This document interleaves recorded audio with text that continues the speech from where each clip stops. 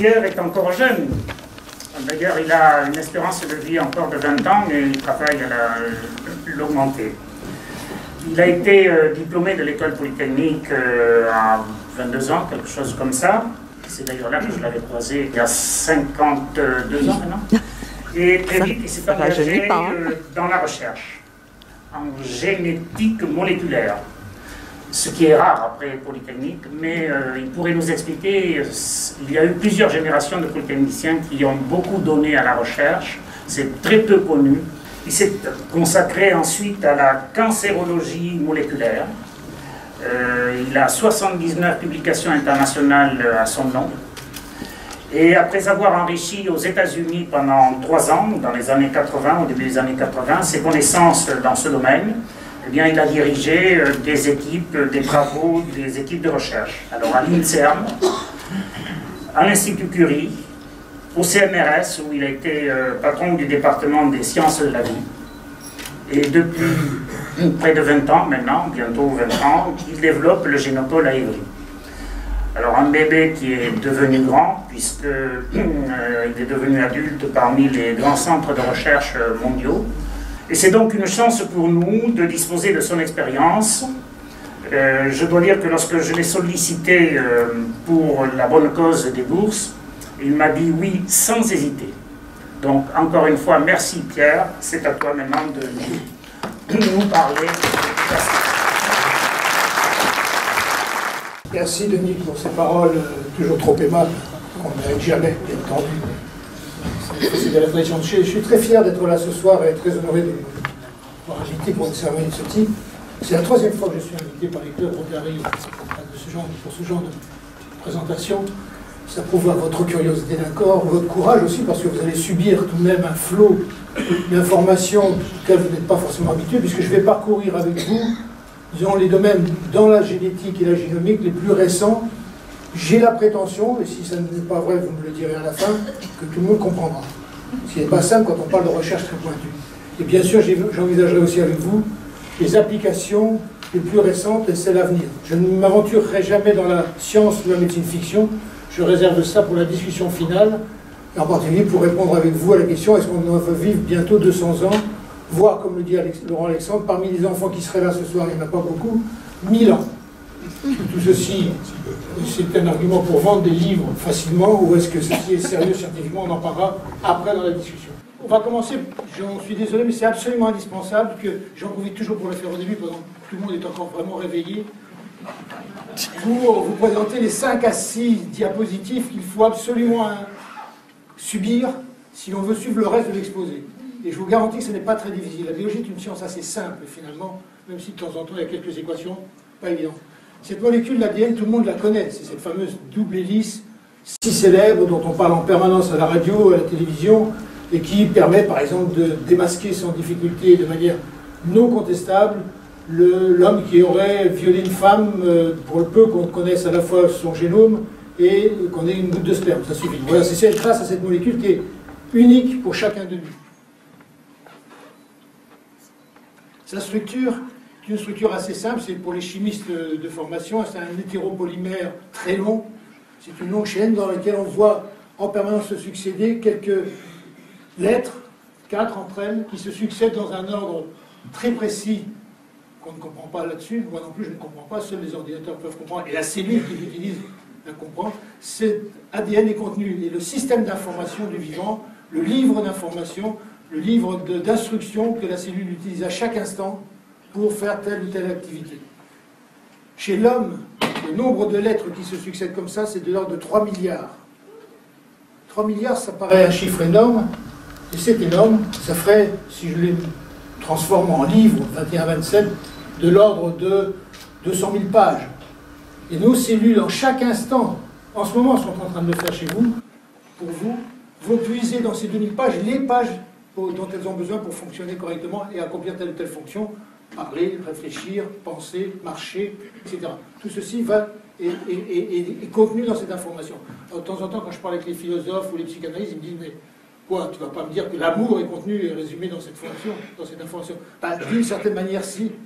Et c'est un peu, évidemment, choquant de réduire la vie et tout ce que l'on connaît et toute cette noblesse à une chimie, au fond, assez simple. C'est la beauté du vivant qu'à partir de structures de ce type, nous souvenons-nous, pour nous parler, pour écrire, nous avons besoin, nous, de 26 lettres. Enfin, 25 ou 26 selon que l'on compte, ou pas, telle ou telle, plus la ponctuation, le point, les déliés. La vie, comme vous le voyez, n'a eu besoin, elle, que de 4 molécules pour tout stocker comme information. Et elle lit ça en permanence pour fonctionner. Ça va? Merci, vous êtes gentil. Le message est contenu dans l'enchaînement très précis de ces molécules ACTG. Et ce qu'on appelle une séquence, c'est cet aliment qu'on déchiffre maintenant très rapidement, vous verrez dans un instant comment. Et le séquençage, c'est l'ensemble de tout ce qu'il faut faire pour identifier cette séquence. Une seule erreur quelque part peut être à l'origine soit d'une maladie très grave, soit rien du tout. Et c'est l'un des projets qui se développe à Évry, que d'identifier les régions dans cette molécule qui, lorsqu'elles sont modifiées, sont à l'origine des fameuses maladies génétiques dont vous allez entendre parler beaucoup dans la semaine qui vient, enfin la semaine prochaine d'ailleurs, oui, c'est le 3, fin de la semaine, qui est le Téléthon, qui est une œuvre de solidarité extraordinaire, un peu l'image de ce que vous avez fait ce soir pour ces jeunes, et qui permet de développer ces recherches ici à Évry, mais aussi partout en France, dans les laboratoires de recherche les plus pointus au monde, et qui est à l'origine de ce développement, et qui va être demain à l'origine des nouveaux traitements qui se mettent en place, dont Anne, ici présente, est un des exemplaires, puisqu'elle dirige un laboratoire à Évry, dont le propos est d'utiliser cette information comme médicament pour réparer dans les cellules qui sont déficientes, on le verra dans un instant, l'information en question.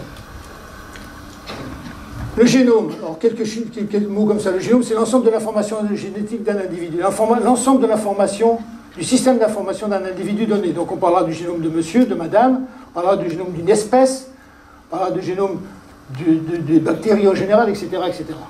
Et la génomique, c'est la science qui se propose d'étudier ça. Le gène, chose dont on parle depuis longtemps, on connaissait le gène avant même de connaître le génome, c'est à la fois ce qui détermine l'hérédité, le fait que des enfants aient les yeux bleus, ou les parents, etc., telle ou telle caractéristique, et c'est aussi un morceau de cette longue molécule de 3 milliards de paires de bases. Au fond, si je reprends l'image du livre, un gène, ça peut être une page, ou 2 pages, ou 3 pages, ou 10 pages, qui sont réparties dans tout ce livre, et donc, à nouveau, la cellule va utiliser pour fonctionner. Et la génétique, c'est la science de l'hérédité, puis du support moléculaire de cette hérédité. Ça, c'est une cellule en coupe, et ceci est ce qu'on appelle le noyau, et c'est dans ce noyau-là, donc le ceci microscopique, hein, ça fait en gros entre 7 et 10 microns, donc millième de millimètre, c'est tout petit, et toute cette molécule est stockée dans ce noyau, et donc il y a un fonctionnement très subtil qui fait que à chaque instant, la cellule va lire une partie de ce stockage d'ADN. On va passer maintenant à l'une des applications de cette molécule qui va vous permettre de comprendre la puissance qu'il y a derrière cette information. Alors, les biotechnologies anciennes, tout le monde les connaît. Tout le monde en a entendu parler sans toujours savoir que ce sont des biotechnologies. Quand vous prenez un bon raisin et vous le faites macérer, vous obtenez quoi? Un bon vin. C'est une levure qui transforme le sucre en alcool, qui donne naissance à ce produit. Si vous laissez votre vin sur l'étagère un peu trop longtemps, il se transforme en vinaigre. C'est une autre levure, un autre micro-organisme qui va transformer l'alcool, cette fois en acide acétique. Ce sont des opérations de biotechnologie. Au fond, on peut résumer les biotechnologies en disant c'est toute une chimie accomplie par le vivant, qui va transformer un produit A en un produit B, un produit C en un produit D, etc. Tout ça résumé, vous voyez que ça existait il y a très longtemps, sans qu'on sache évidemment que ça venait de ce qu'on va évoquer maintenant. Alors si c'est tellement vieux et ancien, pourquoi on en parle autant? Pour trois raisons. D'abord, la biologie a changé de nature il y a environ une cinquantaine d'années. Elle est devenue une science explicative. Découverte du rôle de l'ADN 1943 aux États-Unis, qui démontrait formellement que le support de l'hérédité, ce qui faisait qu'on était capable de transférer une propriété de manière héréditaire, c'était l'ADN. 1953, donc c'est vraiment pas vieux, démonstration de la structure tridimensionnelle que je vous ai montré tout à l'heure de l'ADN, et qui expliquait aussi comment cet ADN se reproduit lui-même et se multiplie dans la cellule. Et ensuite, on s'est doté à cette époque-là d'un certain nombre d'outils très puissants qui sont présents dans le vivant. vivant, dont je vous démontrerai quelques exemples dans un instant. Et on s'est rendu compte aussi que la connaissance de cette molécule devenait quelque chose d'essentiel pour la compréhension de certains problèmes de santé humaine, les maladies génétiques, mais beaucoup d'autres qu'on va évoquer ensuite. Et quand on parle de santé humaine, bien entendu, tout le monde s'y attache. Mais ça n'a pas été utile que pour la santé humaine, c'était utile pour beaucoup d'autres secteurs industriels, ce que la France d'ailleurs a franchement ignoré pendant plusieurs décennies. Là où les États-Unis ont commencé à investir de manière massive dans les années 70, 4 fois plus que les autres pays dans le monde, en France on restait en retrait de cela, on était très marqués par ce qui a fait la gloire de l'école polytechnique, ce qui s'appelle les sciences dures, et qui, au fond, est à l'origine de beaucoup de développement industriel du 19e et 20e siècle. La biologie était considérée comme une science qu'on appelle molle, d'ailleurs dans certains endroits, par rapport aux sciences dures. Je ne parle pas des sciences de l'homme et de la société qu'on sait encore comme plus molles, mais cette science dite molle n'était pas un grand intérêt. Bien sûr, ça permettait de comprendre comment, en sélectionnant tel blé et tel autre blé, on arrivait à tel et tel sous-produit, mais ça n'était pas considéré comme très important. On s'est rendu compte que ça pouvait jouer un rôle clé dans le vivant et dans la santé de l'homme. N'oubliez pas que les médicaments sont d'abord le produit de chimie, de la chimie, la plupart à l'époque. Par conséquent, les gens qui s'occupaient de santé étaient essentiellement des médecins et des chimistes qui travaillaient ensemble pour essayer de définir une molécule chimique ayant capable de traiter telle ou telle problématique de santé. Et tout ça va changer très vite. Et puis surtout, c'est là où on a vu arriver les élèves de l'INSEAD, parce qu'on s'est rendu compte que en mettant un peu d'argent sur des sociétés au départ, vous pouvez avoir des retours sur investissement considérables. Il fallait prendre un peu de risque, donc le principe c'est simple, là, on investit sur 10 sociétés, on sait qu'il y en a 9 qui ne vont pas bien marcher, et une qui va marcher du feu de Dieu, et par voie de conséquence, on retrouve tout son investissement. Ce qui explique d'ailleurs en partie quelque chose qui nous préoccupe de plus en plus, c'est que les prix des nouveaux médicaments les plus récents deviennent quasiment insupportables pour les sociétés qui les produisent eux-mêmes, sans parler des pays qui ne peuvent pas se les acheter du tout. Alors on va parler maintenant des biotechnologies modernes, les plus récentes, et c'est là où la clé de tout ce que je vais vous dire ce soir se situe. Si vous comprenez ça, vous comprenez toute l'histoire de la biologie récente, et vous comprenez tout ce qui se passe dans le monde industriel, et aussi tous les progrès qui ont été faits ultérieurement. Donc ici, à rond bleu, c'est l'ADN de la cellule. Par des opérations de chimie assez simples, hein, je pourrais quasiment le faire là, on peut extraire l'ADN de ces cellules. Comme ces cellules sont issues d'un même individu. Une chose importante que j'ai oublié de vous dire, c'est que l'ADN est une molécule, système d'information, universelle dans le monde du vivant, sauf quelques cas particuliers de virus qui ont une autre molécule qui supporte l'hérédité, mais très proche de l'ADN. C'est une molécule universelle. Et comme c'est une molécule chimique précise, pour une cellule, utiliser un morceau d'ADN d'une bactérie ou un morceau d'ADN d'une autre bactérie, le changeant, elle l'utilise comme si c'était son information. De là les problèmes que vous connaissez autour des OGM. Donc j'extrais mon ADN, et comme je suis un chercheur encore à la paillasse, ce qui n'est pas tout à fait vrai, je vais être capable d'aller chercher dans les 200 000 feuilles que représente cet ADN que j'ai devant moi, les feuilles qui codent par exemple pour un produit type l'insuline, puisque l'insuline est produite par des cellules du pancréas. Et donc j'ai l'information qui, lorsqu'elle est utilisée par la cellule, va produire de l'insuline. Et cet morceau d'ADN que j'ai coupé, je vais le placer dans une bactérie ou dans une levure, comme on l'a évoqué tout à l'heure. Une bactérie, c'est tout petit. Alors, vous allez me dire à quoi ça sert une opération de ce genre. ADN dans une cellule humaine, ADN dans une bactérie, qu'est-ce que ça change? Ben, tout change. Je vais devenir en une nuit un bienfaiteur de l'humanité, je vais m'enrichir considérablement, et je vais régler un problème de santé publique. Pourquoi? Parce que là, si la bactérie est conditionnée pour le faire, elle utilise le morceau d'ADN humain, donc elle va se mettre à produire de l'insuline.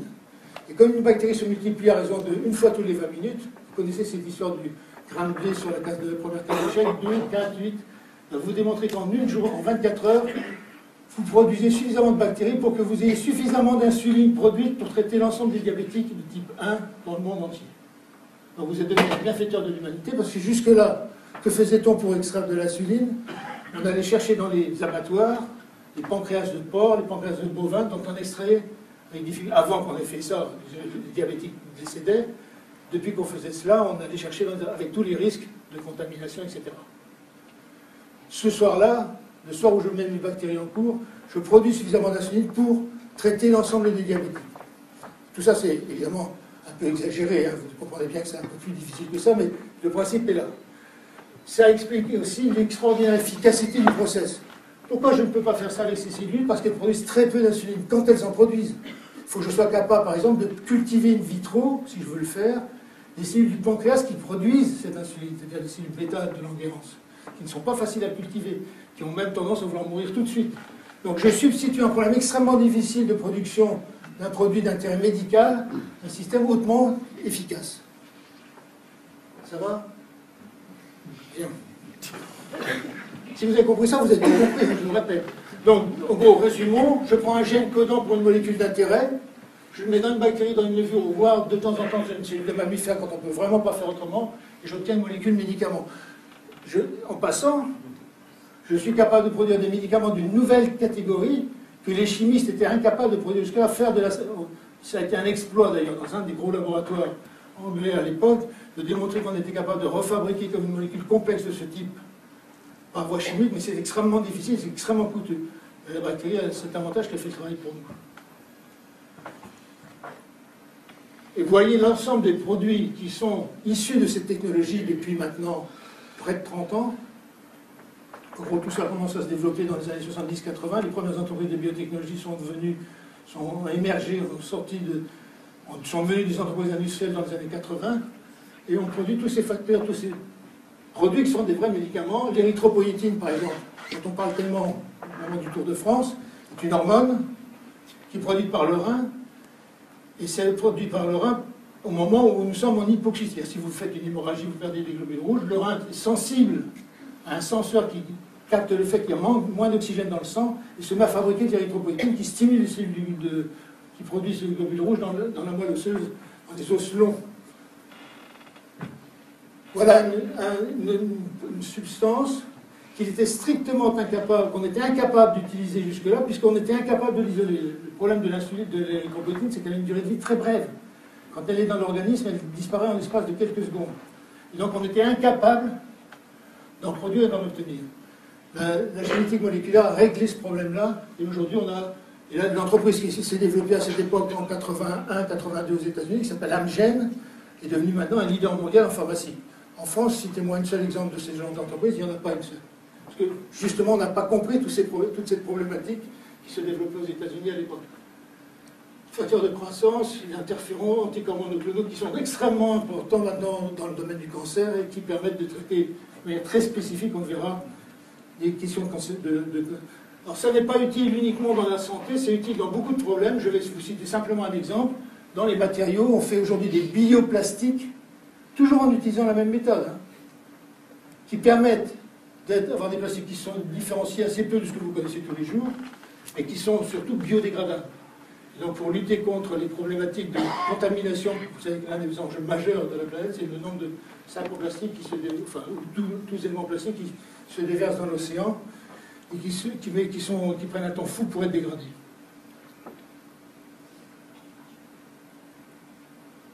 Alors je vais vous parler maintenant d'un secteur tout à fait nouveau en France et dans le monde d'ailleurs, qu'on appelle la biologie de synthèse, dont vous entendrez beaucoup parler dans les années qui vont venir, qui est dans l'enfance encore cette nouvelle discipline. Je vous rappelle la méthode qu'on a utilisée tout à l'heure.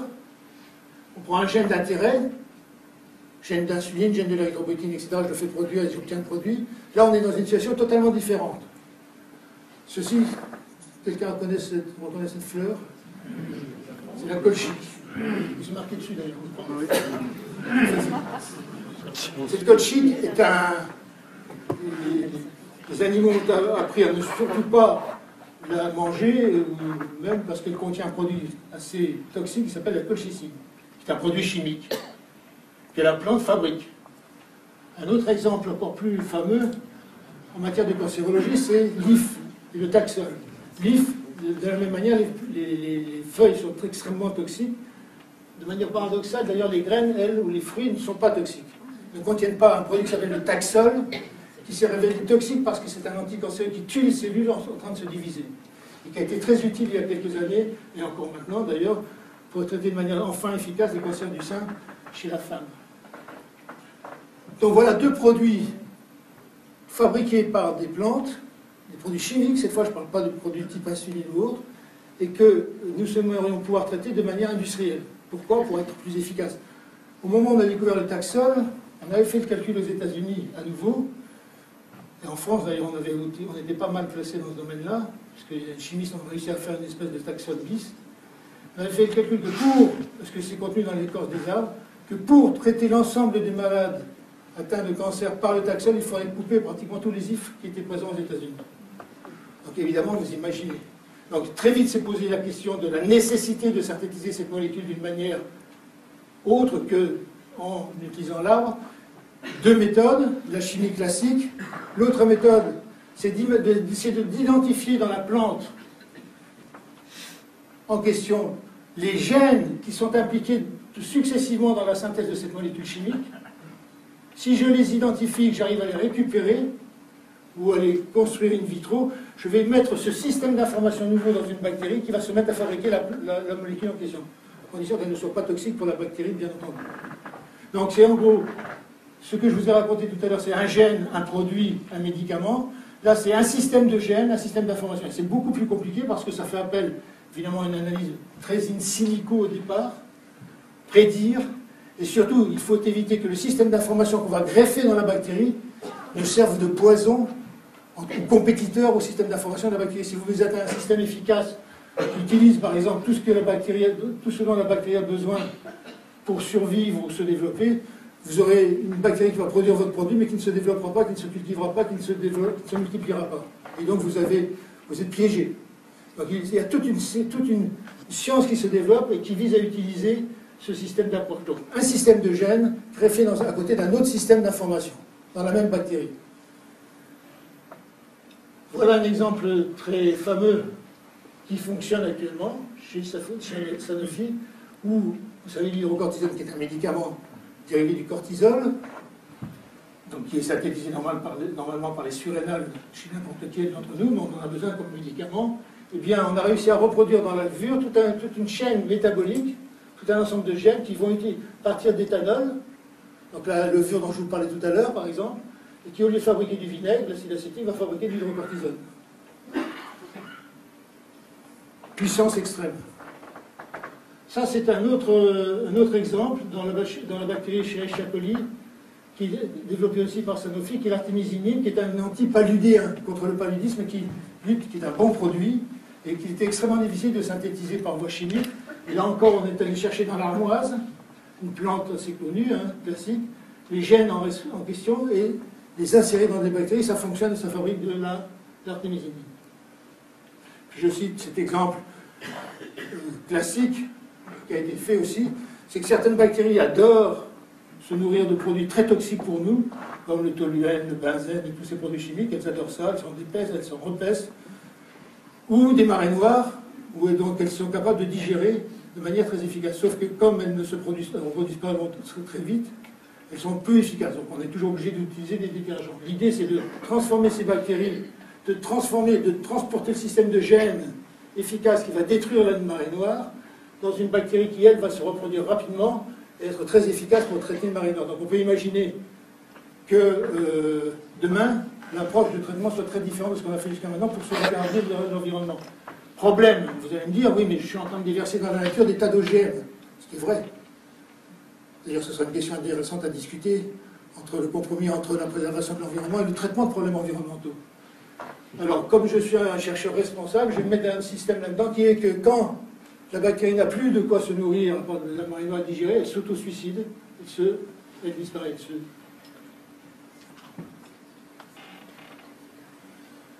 Alors, on va partir maintenant, jusqu'à maintenant, je vous ai parlé d'aspects très industriels, très production, et Dieu sait si c'est important, de médicaments. Je vais vous parler maintenant de l'importance de la génétique pour la médecine.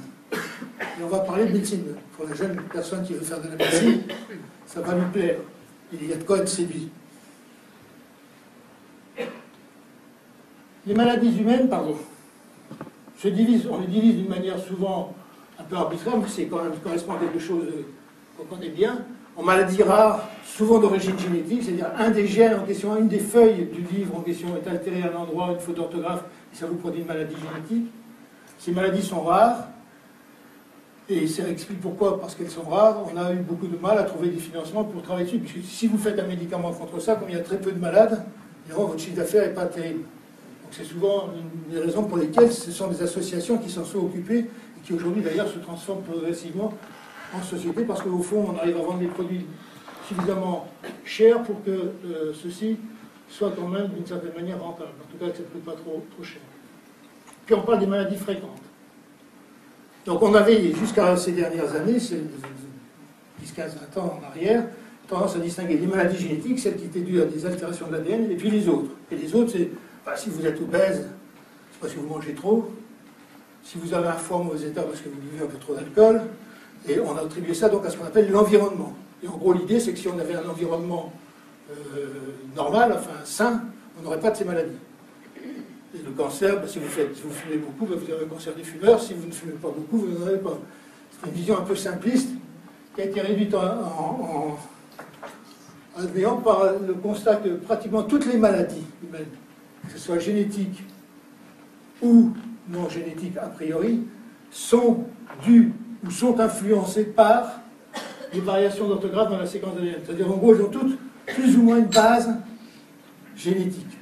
Et si on prend 100 personnes placées dans le même environnement, on s'apercevra que selon leur génétique, elles développeront ou elles ne développeront pas telle ou telle pathologie. Je cite souvent l'exemple auquel certaines d'entre vous seront sensibles, c'est certaines personnes regardent un régime de bananes et prennent 1 kilo, d'autres mangent le régime de bananes et ne prennent aucun kilo. Et ça, c'est en partie évidemment lié à la génétique de chacun de nous. Si donc on a des gènes qui sont impliqués dans toutes les pathologies, on va parler de gènes responsables de pathologies, ça c'est les gènes des maladies graves, et ceux des gènes de prédisposition à certaines pathologies. Et il faut bien comprendre la différence. Dans un cas, on a une probabilité égale pratiquement à 1 de développer la pathologie. Dans l'autre cas, c'est une probabilité beaucoup plus faible, mais dans laquelle le gène joue un rôle important. Connaître les gènes de prédisposition, c'est permettre de mieux comprendre les maladies. Je cite souvent l'exemple de l'épilepsie. L'épilepsie, c'est une maladie qui touche environ 500 000 personnes. Pour elle, une maladie, vous savez, liée à un dysfonctionnement du cerveau. Et quand vous avez ce dysfonctionnement, ça peut être très grave. Vous pouvez avoir des épilepsies rebelles à tout traitement. Vous pouvez avoir des épilepsies qui se déclenchent plusieurs fois par jour. C'est une maladie dramatique. Et nous n'avions pas, il y a encore une vingtaine d'années, de véritable modèle animal susceptible de permettre l'approche de ces pathologies, donc de déterminer des médicaments, de connaître de trouver des nouveaux médicaments.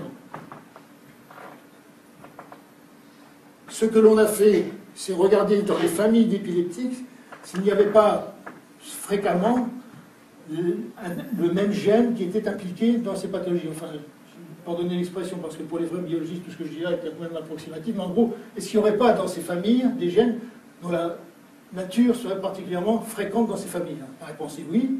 Et quand vous connaissez ce gène, vous le déterminez, donc vous démontrez qu'il est un gène de prédisposition à l'épilepsie, vous pouvez regarder quelle est sa fonction, et à partir de la fonction, commencer à comprendre comment il agit, et à partir de la compréhension de la façon qu'il a d'agir, espérer trouver un médicament contre ce produit.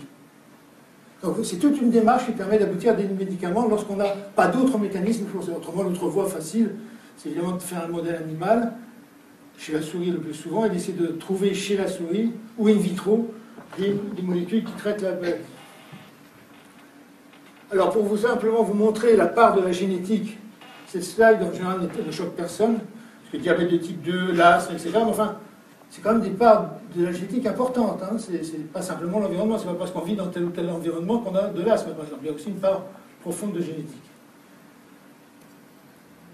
Celle-là, en revanche, fait réagir beaucoup.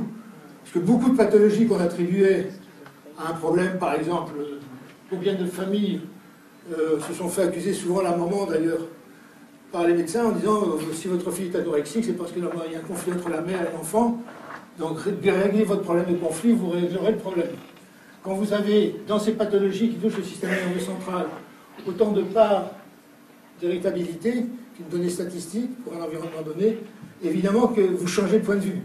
C'est qu'en clair, ce n'est pas exactement le même diagnostic, ce n'est pas exactement la même approche. Tout ceci aboutit aujourd'hui à quelque chose qui est en train de se développer en France de manière extrêmement rapide et qui est ce qu'on appelle la médecine personnalisée. La médecine personnalisée, c'est à partir du génome de chacun de nous, essayer de comprendre d'une part la pathologie un peu mieux et d'autre part surtout être capable de choisir le bon médicament en fonction de ce génome. C'est une science tout à fait nouvelle, c'est une médecine tout à fait nouvelle qui n'est même pas encore réellement mise en place, qui existe au niveau des laboratoires de recherche. Et toute la question aujourd'hui, qui se développe à nouveau aux États-Unis, en Angleterre et dans les pays d'Europe du Nord, mais aussi demain en Chine qui vient de mettre sur la table pas mal d'argent pour développer ça. L'idée, c'est de faire passer ce que l'on sait dans nos laboratoires sur cette approche au lit du malade pour le médecin. Je vous montrerai dans un exemple fameux là-dessus. Donc, la base de ça, c'est de dire, si nous sommes tous inégaux face à la maladie pour des raisons génétiques, nous sommes aussi tous inégaux face à un médicament donné. Chez certains individus, le médicament sera toxique, chez d'autres, il sera très actif et pas toxique, etc. etc. Comment puis-je dire, a priori, il faut mieux prendre pour cette personne-là tel médicament ou tel autre? C'est toute la base de la médecine personnalisée dont je vais vous parler, qui est basée sur la génomique médicale. Donc ça, c'est la définition qui a été donnée par la FDA, qui redit en anglais exactement ce que je viens de vous dire en français, et qui simplement indique que l'idée, c'est de classer face à un médicament donné, la population malade en sous-ensemble. Je vais vous montrer un graphique de suite. Ah oui, l'exemple le plus fameux, très ancien, qu'on connaissait en cancérologie, le 5-FU, le 5-fluorouracil, est un médicament anticancéreux très puissant, mais aussi très toxique chez certains malades, très toxique au point de tuer les malades pour certains d'entre eux. Et on s'est rendu compte que cette différence de toxicité était liée à un gène qui a comme mission normalement de détruire le 5-FU. Ça fait partie du mécanisme normal, hein. Donc on en redonne quand il a été détruit. Mais certains de ces gènes étaient inactifs.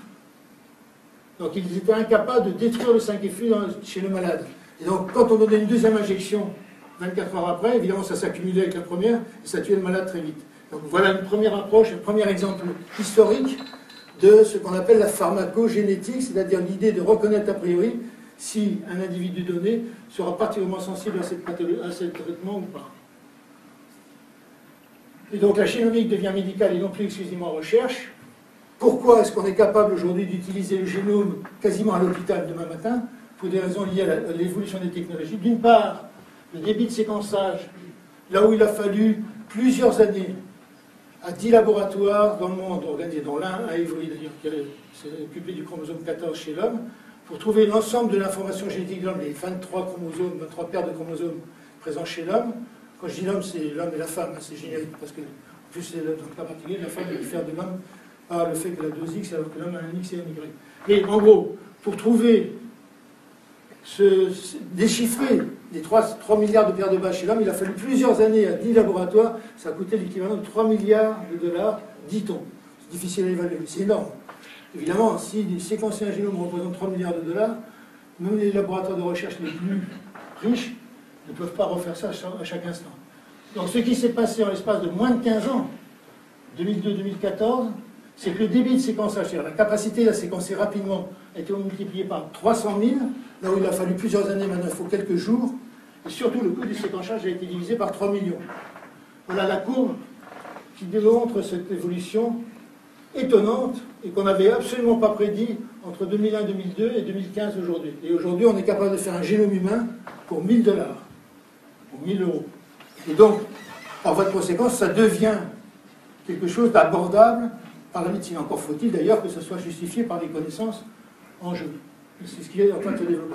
Et demain, vous aurez ça. Alors, est-ce qu'il faut le faire comme ça? J'en sais rien. Sur votre carte vitale.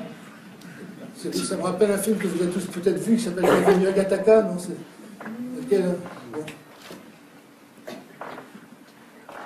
La médecine génomique, les deux branches de la médecine personnalisée, il y a une branche qui va s'intéresser aux fameux gènes de prédisposition, dont on va tirer. Donc, vous, on sera capable de dire. Faudra-t-il le dire d'ailleurs? Ce sont des questions qu'on devrait discuter parce que y a une dimension éthique considérable derrière ça, bien entendu. Je pourrais vous citer des exemples fameux qui, lorsqu'on indique à quelqu'un qu'il est prédisposé à telle ou telle pathologie, prend des décisions dramatiques, comme se faire relever les deux seins, par exemple. Et quand on sait que ces gènes non seulement provoquent des cancers du sein, mais aussi des cancers de l'utérus, etc., on peut arriver à des situations de mutilation considérables. Et deuxièmement, ça peut aussi conduire à une attitude préventive, qui est que lorsque vous savez que vous êtes prédisposé à telle chose, si tant est qu'on vous le dit vraiment, problème éthique à nouveau, peut vous conduire à ne pas adopter une attitude moins dangereuse pour vous-même. Ceci étant, je peux vous prédire ce qui va se passer, parce que j'ai des très bons amis médecins pneumologues qui tous les jours voient dans leur consultation des gens atteints de cancer du poumon, qui continuent à fumer comme des sapeurs. Donc le fait d'être averti du risque de quelque chose ne change pas forcément le comportement. Tous les fumeurs sont persuadés qu'ils vont passer à travers les gouttes et les difficultés. Mais bien entendu, alors demain, posséder des méthodes permettant de dire vous êtes particulièrement exposé, il faudra vraiment vous arrêter. La question de fond, c'est faudra-t-il le dire, comment utiliser cette information. D'autant que il n'est pas impossible que très vite, pour des raisons de santé publique, on aille vers le séquençage de l'enfant à la naissance, tout comme on fait aujourd'hui des prélèvements sanguins pour déterminer un certain nombre de... Au lieu de faire tous ces prélèvements et de déterminer s'il n'y a pas telle ou telle altération, donc éviter les accidents post-nataux, l'idée c'est de séquencer le génome. Faudra-t-il le faire? Comment l'utiliser? Comment le conserver de manière confidentielle, anonyme? C'est tout un problème qui se pose aujourd'hui. Hein. C'est pas ce que je suis en train de vous dire. On n'en parle pas encore dans les journaux, mais ça va venir très vite, je peux vous le dire. Donc, voilà résumé la situation. Donc, vous avez toute une population de malades souffrant d'une pathologie donnée. Et donc, tout l'enjeu, c'est, à travers des tests ADN, de séparer la population de malades en sous-ensembles pertinents. C'est même utile. Alors ça, on va dire, oui, c'est intéressant dans les maladies complexes, c'est-à-dire ces maladies dont on ne maîtrise pas beaucoup la génétique, etc. Mais même dans les maladies génétiques rares, là, je vous ai pris le cas de la mucoviscidose, on sait que ça, c'est une maladie liée à ce qu'on appelle un canal. Je vais vous montrer la slide suivante, ça sera plus joli, voilà. Donc c'est un canal, hein, c'est-à-dire, ça, c'est la membrane d'une cellule. Et ça, c'est une molécule qui laisse passer certains ions, en particulier les ions chlore, au sein, dans des échanges entre l'extérieur de la cellule et l'intérieur. Eh bien, on sait que selon la mutation, donc c'est toujours ce gène-là qui est altéré dans une mucoviscidose, sauf que la lésion dans le gène n'est pas forcément au même endroit d'un malade à l'autre. Et à ce moment-là, les médicaments qui sont éventuellement efficaces pour un malade souffrant de tel niveau d'altération ne seront pas efficaces pour telle autre mutation. Donc on voit que ça va, même dans les maladies génétiques rares, ce sera extrêmement important. Le cas particulier du cancer, évidemment c'est un secteur qui m'est cher et sur lequel j'ai travaillé quelques années et qui se résume à des choses assez simples. Le cancer, c'est une maladie qui résulte de l'accumulation dans une de nos cellules, dans quelques cellules, quand on va au soleil, quand on est en contact de produits toxiques ou des choses de ce type, ou naturellement lié au fait que le système du vivant ne fonctionne pas de manière totalement sans erreur. Hein. Il y a quelques erreurs qui se produisent à chaque division cellulaire. Donc il se cumule des lésions, qu'on appelle des mutations, c'est-à-dire en gros des altérations de cette fameuse chaîne de 3 milliards de paires de bases. Et quand on n'a pas la chance, quand on a la malchance d'avoir des mutations qui se produisent dans certains gènes cruciaux, on voit se développer d'abord ce qu'on appelle une pré-tumeur bénigne, etc., qu'on peut éventuellement éliminer tout de suite. Et puis, si on ne le voit pas tout de suite, et c'est l'un des enjeux majeurs dans le cancer, c'est de détecter ça rapidement. Et là encore, la génomique médicale va régler ce problème-là, à mon avis, assez vite. Si on ne voit pas la séquence, c'est pour ça qu'on fait maintenant des imageries du cancer du sein, qu'on fait des coloscopies régulièrement, des analyses de sang dans les selles, etc. C'est pour intervenir vite. Donc si on intervient vite, le cancer devient une maladie bénigne. Et le plus souvent, malheureusement, on ne le voit pas suffisamment tôt. Et donc, l'idée, une fois que le cancer est installé, c'est on a affaire face à un cancer déjà installé, on va le traiter. Et donc, la question, c'est quel médicament vais-je prendre par rapport à tel cancer ou tel autre cancer? Jusqu'à maintenant, ce que l'on faisait, c'est la vieille voie, c'est ça, il n'est pas très belle, mais en gros, on enlevait un morceau de tumeur, et on le donnait à ce qu'on appelle l'anatomopathologiste, qui regardait au microscope quelle était la nature de la tumeur, et à partir de ce diagnostic, c'est un cancer intracanalaire du sein, par exemple, à travers ce diagnostic, tout le traitement découlait. Le traitement, évidemment, le meilleur pour ce cancer-là. Et de que voyait-on? C'est que dans 40% des gens, ça réagissait bien, et 60%, il n'y avait pas de réaction positive. Donc on voit bien que face à deux cancers qui se ressemblent strictement au microscope, on a des résultats très différents. Où est la difficulté? La difficulté, elle est réglée aujourd'hui par ce qu'on appelle la génomique. C'est qu'on s'est rendu compte que pour deux cancers qui pourtant se ressemblaient beaucoup au microscope, on n'était pas capable de les distinguer, la nature des lésions présentes dans chacun des cancers était différente. De là l'idée qui est en train de se développer actuellement très rapidement, que demain matin, si on a les moyens, et si on a la connaissance suffisante, tout malade atteint d'un cancer se verra pratiquer ce qu'on appelle une carte génétique de la tumeur, c'est-à-dire l'identification dans la tumeur en question de toutes les lésions présentes chez ce malade-là et pas forcément chez l'autre. On fera une carte génétique de l'autre, du malade, toujours pareil, pour éviter que des médicaments qui sont utiles chez l'un ne soient nuisibles chez l'autre. Donc, parmi les médicaments utiles pour la tumeur, il faudra aussi choisir ceux qui ne sont pas nuisibles pour le malade. Ça existe, exemple 5F, on l'a vu tout à l'heure. Donc ça veut dire de la pharmacogénétique. Et bien entendu aussi, on peut faire une médecine prédictive anticancéreuse. Et ça, c'est très important. Ça se fait déjà pour certains gènes dont on sait qu'ils ont des médicaments ciblés. Et ça, c'est la grande découverte. C'est qu'aujourd'hui, en cancérologie, se développe une nouvelle approche thérapeutique dans laquelle, au lieu d'essayer de tuer la cellule cancéreuse comme ça, avec des produits très violents et très toxiques, ce qui marchait, sauf que comme c'est des produits très violents et très toxiques, vous tuez aussi toutes les cellules normales de l'organisme qui sont à l'origine du fonctionnement normal de l'organisme. Et donc, le médecin est toujours entre deux décisions très difficiles. Si j'augmente ma dose, je risque de tuer le malade. Si je diminue la dose, c'est la tumeur qui... etc. Demain, on aura, quand je dis demain, c'est demain matin, la capacité à choisir le médicament ad hoc par rapport à cette tumeur-là. Et ça, c'est de la recherche très pointue aujourd'hui qui se développe partout. Il est question, dans un plan dont je vous parlais dans un instant, de développer ça maintenant à l'hôpital d'une manière générale, pour tout le monde. Donc ça, c'est simplement pour ceux qui voudraient essayer de comprendre le cancer, que je ne comprends toujours pas, vous montrer toutes les altérations qu'on peut trouver dans certaines molécules précises. Et là, se figure là tout un ensemble de produits chimiques ou des anticorps monoclonaux ou des produits d'origine biologique qui sont capables de reconnaître cette lésion-là spécifiquement. Donc on voit bien la relation qu'il y a entre la connaissance du génome de la tumeur et le choix d'un médicament. Ça, c'est vraiment une médecine génomique qui est en train de se développer très rapidement. Ça, c'est ma passion pour le cancer, donc j'ai toujours tendance avec trop de slides, et d'ailleurs que personne ne comprend ni moi d'ailleurs. Et ça fait... Bon, quelques chiffres quand même pour vous rendre compte, hein, parce que maintenant on est dans une société très informatisée. Donc un génome, c'est 3 milliards de paires de bases, c'est 1 gigaoctet en gros, grosso modo. Donc vous voyez l'ordre de grandeur. Si demain on s'occupe de tous les nouveaux cancers, donc là le but c'est de calculer si c'est soutenable financièrement pour un pays, comme la France. Donc si on fait tous les cancers, si on fait toutes les maladies rares nouvelles qui apparaissent, etc., et une partie des maladies communes, on arrive en fait à un coût global supérieur de 1 milliard de dollars, d'euros supplémentaires dans ces pratiques-là. Donc pour 1 milliard d'euros supplémentaires sur un budget général de la sécurité sociale qui fait 180 milliards, c'est quelque chose qui me paraît acceptable.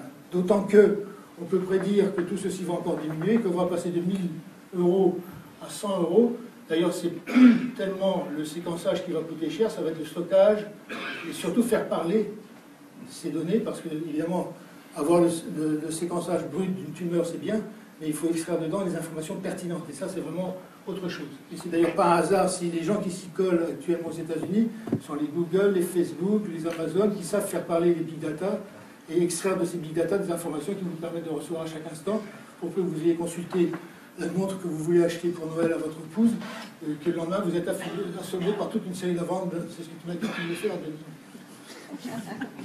Je trahis. Le lendemain, vous recevez toute une série d'informations. Donc l'intelligence artificielle jouera un rôle important dans tout ça.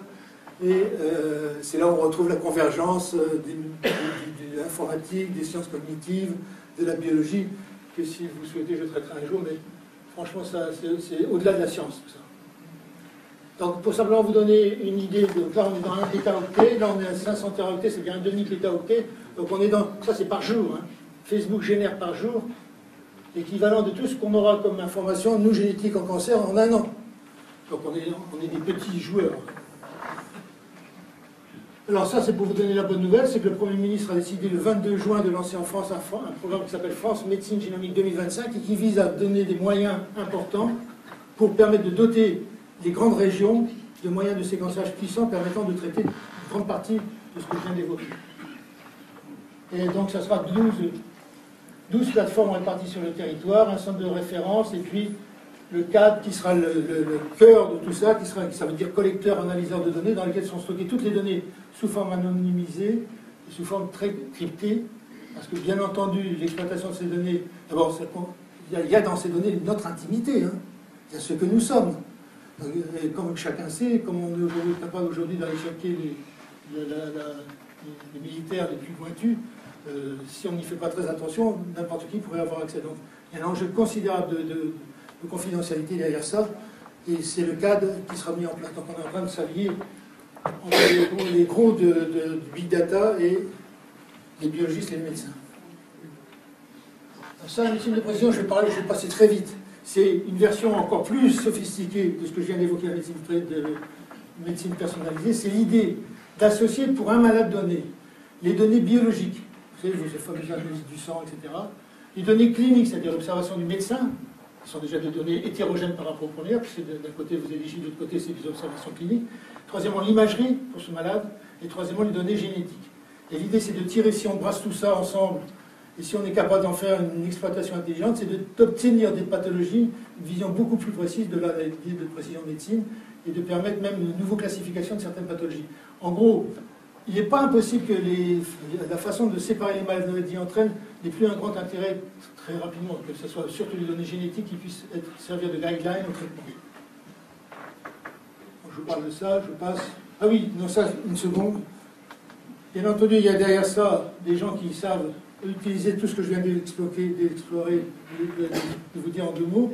C'est en gros qu'ils vont vous vendre tout un tas d'indicateurs de santé, votre dosage de sucre, etc., qui seront connectés à un certain nombre de serveurs dans lesquels seront rassemblées toutes ces données personnelles sous forme anonyme, mais qui seront autant de données pertinentes pour ceux qui vont les exploiter à des fins autres que purement médicales.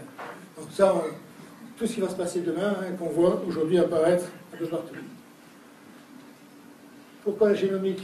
Thérapie génique. Alors ça, je vais le faire évident parce que à partir de maintenant, Anne va surveiller tout ce que je vais dire. C'est l'idée, donc vous vous souvenez du malade, de maladie génétique, dans toutes les cellules de ce malade, il y a une altération génétique au même endroit. Toutes ces cellules sont malades. Mais parce que cette altération ne concerne que certaines fonctions, tous les organes ne sont pas forcément malades. Les myopathies, ben, c'est un certain nombre d'organes, dans certaines maladies, merci beaucoup. Il y a un vrai frère. Donc, on l'a dit tout à l'heure, 7000 maladies rares d'origine génétique, un spectre très large, qui concerne 30 millions de requins. Le marché n'est pas si faible que ça, mais il faut voir que c'est 7000 maladies pour 30 millions de personnes. Hein. Certaines de ces maladies touchent 7 à 8 personnes. Par exemple, la progéria, vous savez, cette maladie qui fait vieillir de 7 ans tous les ans, la fausse, c'est en France, je crois, 7-8 personnes. Enfin, c'est très peu de choses. Et donc, faire des études là-dessus, c'est extrêmement difficile, parce que pour faire un peu de génétique, il faut quand même avoir un certain nombre de génomes. Donc, la thérapie génique, c'est une approche médicale nouvelle, c'est l'utilisation de l'ADN comme un médicament, au fond. En gros, l'idée, c'est, vous avez un gène altéré, je vais aller chercher le gène normal, et je vais m'en servir comme pièce à placer dans la cellule. Ça, c'est la version actuelle. On va rajouter un gène. Et la question, c'est est-ce que ça marche? Alors ça, c'est un enfant atteint de myopathie. Alors l'idée, c'est donc vous prenez une cellule normale, vous prenez l'ADN, vous prenez le gène, qui n'est plus le gène d'insuline, hein, ça en a un autre, et vous essayez de greffer dans la myopathie du Duchenne. Dans la myopathie du Duchenne, le problème, c'est que le gène est extrêmement long, c'est extrêmement difficile à manipuler, et donc et ça touche toutes les cellules musculaires pour certaines de ces pathologies, donc il faut au moins réparer une grande partie de ces cellules, donc c'est vraiment pas vers ça qu'on est allé au début. On est allé vers des choses qui sont des vrais succès mondiaux aujourd'hui. dont un au moins est en France et bientôt un deuxième à Évry, n'est-ce pas, Anne? Donc, pour transporter l'ADN médicament dans une cellule, on va se servir astucieusement de quelque chose, d'un individu, d'une espèce d'un être vivant, entre guillemets vivant, parce qu'on ne peut pas appeler ça un être vivant, qui s'appelle un virus, dont le rôle est d'aller transporter dans des cellules sans acide nucléique, d'utiliser la cellule à son profit, de se reproduire à des millions d'exemplaires et d'aller recommencer à côté. Donc un virus ne vit pas s'il n'y a pas à côté de cellules vivantes. Et on va se servir de ce virus qui est un artiste dans l'art d'aller transporter de l'ADN, de l'acide nucléique, pour les infecter, et en tout bien tout honneur, si je puis dire, des cellules qu'on veut réparer. C'est facile à dire, c'est pas facile à faire que ça. Et l'autre problème qu'on a avec ces virus, c'est qu'ils sont évidemment immunogènes, c'est-à-dire qu'en gros, ils peuvent créer des réactions dans l'organisme contre ce virus. Donc c'est des problématiques vraiment compliquées. Alors ça, je ne peux pas m'empêcher de faire cocorico, puisque l'une des premières mondiales dans ce domaine a été le traitement des enfants qu'on appelle SCIF, c'est ces enfants bulles, parce qu'ils n'ont pas de défense immunitaire, donc ils sont sensibles à n'importe quelle infection, et vous êtes obligé de les garder dans un milieu totalement confiné si vous ne voulez pas qu'ils développent des pathologies. Et jusque-là, les seuls traitements qu'on avait à nos dispositions étaient des traitements assez agressifs. Du type, on prend la moelle osseuse d'un enfant, d'un parent proche, et puis on la greffe à cet enfant après l'avoir quasiment irradié ou des choses de ce type. Enfin bon, c'est des pathologies. Là, l'idée, c'est ce qui a été fait par Alain Fischer et son équipe à l'hôpital Necker Enfants Malades, la Fondation Imagine aujourd'hui, c'est de prendre des cellules de la moelle d'un malade, la moelle osseuse, hein, c'est celle qui est dans les ossements, c'est celle qui produit les cellules du sang, puisque ces pathologies sont liées à une déficience des cellules du sang, de les traiter in vitro, de les réinjecter, traiter, et d'espérer que ça marche. Et ça marche. Il y a eu quelques accidents au départ, mais aujourd'hui c'est réglé complètement. Ou presque. Et là, ce qu'on est en train de développer à Ivry, ça c'est simplement pour faire allusion à ce qui se passe. Donc, un est une des participants à ça. On est en train de passer à l'ère industrielle, c'est-à-dire jusque-là c'était à nouveau des laboratoires, là on est en train de produire des quantités massives de ces produits de thérapie génique pour traiter évidemment des pathologies de plus en plus complexes et de plus en plus nombreuses en termes de nombre de maladies. Ah, on va parler à quelque chose qui va à nouveau vous faire la une des journaux. Ça a déjà commencé à faire la une des journaux, vous le verrez dans un instant, qui est l'ingénierie des génomes. C'est-à-dire en gros la capacité à réécrire à ma volonté un génome de la façon qui me paraît la plus importante pour moi. C'est en gros, j'exagère un peu le trait, j'ai eu des enfants qui n'avaient que des yeux bleus jusqu'à maintenant, même si génétiquement je ne peux pas en avoir d'autrement, ça me dirait d'avoir un enfant aux yeux marrons. Est-ce que je suis capable de faire ça? Jusqu'à il y a 3 ou 4 ans, c'était concevable, mais très très très très difficile et c'était très laborieux. Depuis 3 ou 4 ans, ça devient quelque chose de quasiment facile, conceptuellement. Je n'ai pas dit que ça serait facile à faire. Puis surtout, je n'ai pas dit qu'il fallait le faire. Donc ça a commencé, toute cette histoire a commencé, je la continue parce qu'elle est amusante. Pas de la recherche très fondamentale dans les années 60-70. Des chercheurs qui s'intéressaient, vous savez, chaque espèce a ses virus toxiques ou dangereux. Même les bactéries ont des virus toxiques. Il y a ce qu'on appelle les phages qui viennent s'approcher aux bactéries, qui injectent leur ADN à l'intérieur de la bactérie, qui se multiplient, qui captent toute l'ingénierie de la cellule et qui se multiplient, qui font exploser la bactérie. Donc, vous prenez une culture bactérienne trouble, vous savez, à la fin d'une journée où vous l'avez cultivée, vous mettez quelques phages à l'intérieur et au bout de 3 ou 4 heures, tout est nettoyé, il n'y a plus rien. Ils se sont reproduits en grande quantité. Certaines de ces bactéries se sont révélées résistantes. Et la question qu'on s'est posée, très fondamentale, en espérant peut-être comprendre ce qu'il y avait derrière et pouvoir en tirer une problématique médicale, on s'est dit, mais pourquoi ces bactéries sont devenues résistantes? Et on s'est rendu compte que ces bactéries produisaient quelque chose qu'on appelle une enzyme de restriction, qui est une protéine capable de s'accrocher sur l'ADN du phage à un endroit précis et qui est capable de couper l'ADN du phage, c'est-à-dire qu'elle détruit l'ADN du phage en s'accrochant. D'où le mot restriction, pour ça réduisait l'infectiosité des phages. Et les enzymes de restriction, c'est devenu des outils formidables pour le génie génétique. Voilà, par exemple, une coupure très classique. Et cette enzyme-là ne fait toujours que ce genre. Elle reconnaît cette fraction-là de l'ADN et elle coupe à cet endroit-là. L'une des questions qu'on peut se poser, c'est pourquoi d'ailleurs elle ne coupe pas son propre ADN, parce que ces sites existent. Et la réponse, c'est qu'elle a un système qui protège son ADN contre son système, autrement ce sera un phénomène suicide, qui protège son ADN contre l'action de cette enzyme. Elle a les deux ensemble. Donc vous voyez, et tout ça, ce sont devenus des outils de génie génétique, c'est-à-dire que je suis capable de couper l'ADN à tel endroit, puis un autre ADN à tel autre endroit, de les rajouter, parce que tout ça est cohérent. Alors, c'est là où on arrive, c'est les deux derniers paragraphes qui me restent à vous montrer.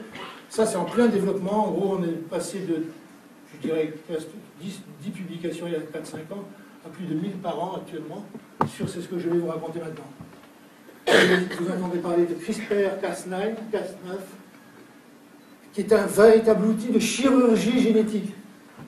C'est-à-dire que l'idée, là, c'est qu'au lieu d'aller mettre un gène thérapeutique, à l'ajouter dans une cellule sans trop savoir où il va aller se mettre, etc., je vais aller corriger le gène délétère dans la cellule en question. Alors évidemment, je le fais dans une cellule, pour que ça soit efficace, il faudrait que je le fasse dans toutes les cellules de l'organisme, ce qui va être autre chose. Donc vous voyez, tout ça pour vous montrer que ça fait déjà la une de certains journaux.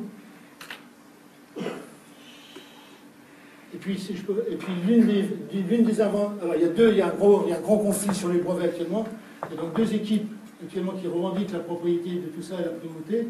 Et l'une d'entre elles est Emmanuelle Charpentier, qui est une Française, qui a fait ça aux États-Unis dans un laboratoire sur la côte ouest, et qui est aujourd'hui en Allemagne d'ailleurs, et qui risque d'avoir le prix Nobel si tout ça se présente bien, ou s'ils se mettent d'accord sur le brevet, parce que où ils le donneront trois, d'ailleurs les deux chercheuses, ils cherchent Europe ici, et cet homme-là, qui ont inventé ça. Alors c'est quoi ce nouveau mécanisme? Alors, vous reconnaissez l'ADN, hein. Cette enzyme-là est capable, pour peu que je lui colle un morceau d'ADN complémentaire ou d'ARN, qui est aussi un caractère, d'aller séparer les deux brins de l'ADN, vous vous souvenez, c'est un double brin, et d'aller se positionner à l'endroit exactement complémentaire qui est présent dans l'ADN. Donc si je veux couper un endroit précis, mon ADN, je fais la séquence de cet endroit-là, je fais un ARN qui sera complémentaire de ça, et je vais couper à cet endroit précis. Et si je fais ça, deux ou trois endroits, je peux reconstruire, je peux faire en sorte que ceci aboutisse ensuite à une coupure, et je peux faire en sorte que une version normale ou une version différente soit mise en place par la cellule elle-même. Donc je peux couper là où je veux, c'est ça ce qu'il faut retenir, et je peux, une fois que j'ai coupé là où je veux, insérer à cet endroit-là l'information donc je peux se transformer en yeux marron, yeux bleus, etc., etc. Vous dire les problèmes éthiques que ça pose. Donc ça, c'est l'image tridimensionnelle de l'opération. On reconnaît les deux brins d'ADN, etc.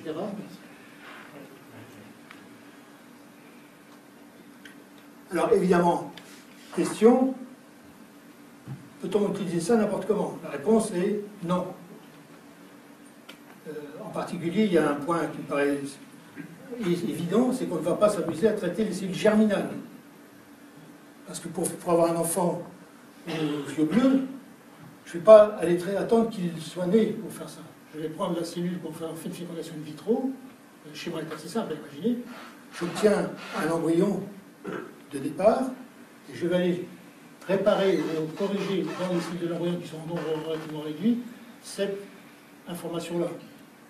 Ça, je trouve que ça devrait être immédiatement placé au banc de l'humanité et condamné. Y compris d'ailleurs dans le cas qu'on nous affirme qu'il faut, ben oui, mais que lorsque l'embryon en question possède une anomalie, pourquoi ne pas la réparer, etc., faire en forme. Parce qu'il est très rare que dans une famille, dans ces maladies génétiques, tous les œufs produits, tous les ovocytes fécondés produits soient atteints d'une lésion génétique en question. En gros, c'est souvent la moitié, des choses de ce type. Donc, on est face à une dizaine d'embryons qui ont été fécondés in vitro. Certains ont une altération, d'autres n'ont pas. Il faut être quand même vraiment vicieux pour aller... Vraiment, il faudrait avoir l'esprit mal tourné pour aller réparer dans les embryons anormaux une information qui est effectivement normale, alors que juste à côté, on a des embryons normaux. Donc, la réponse est plutôt celle-là. Et donc l'argument qui consiste à dire dans certains cas qu'on peut imaginer il faudrait faire cela ne me paraît pas un argument décisif. Les cellules souches. Et je termine avec ça, parce que là, on va commencer à parler de 200 ans. Alors, c'est quoi les cellules souches?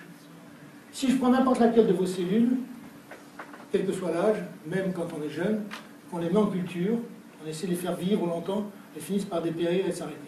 Seules les cellules cancéreuses sont capables de se multiplier indéfiniment in vitro. Parce qu'elles ont acquis cette propriété, justement. Donc, nous sommes, dès l'instant, dès après la fécondation, nous sommes pour l'essentiel condamnés à une forme de mort. Mort cellulaire, parfois physiologique, mort cellulaire parfois liée à des accidents, mort cellulaire naturelle et vieillissement de ces cellules. Les cellules souches pluripotentes sont une catégorie particulière, vous allez comprendre pourquoi elles sont très particulières, de cellules qui n'ont justement pas cette limite dans la capacité de se multiplier. Elles sont capables de se multiplier indéfiniment. Elles sont éternelles. Alors, personne n'a jamais démontré qu'elles étaient éternelles, parce que pour faire une expérience qui dure l'éternité, il faut un peu de temps.